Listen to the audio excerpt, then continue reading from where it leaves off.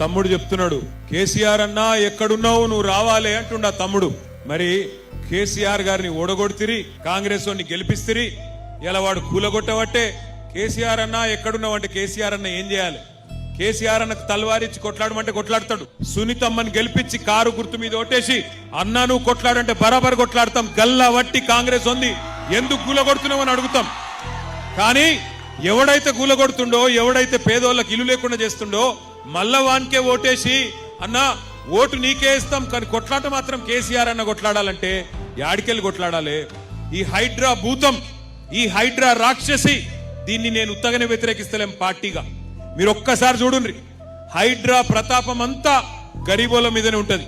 ఇగో పెద్ద పెద్దోళ్ళు ఇక్కడ ఫోటోలు పెట్టినాం చూడురి. ఇగో ముఖ్యమంత్రి అన్న, ఈయన పేరు తిరుపతి రెడ్డి, దుర్గం చెరువులో ఇల్లు కట్టిండు, దుర్గం చెరువు శిఖంలో ఇల్లు కట్టిండు. ఆయన ఇల్లు కూలగొట్టే దమ్మున్నదా హైడ్రాకు?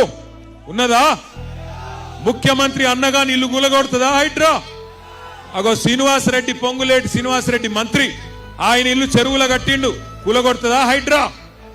పట్నం మహేందర్ రెడ్డి, ఆయన ఇల్లు కూలగొడుతుందా హైడ్రా?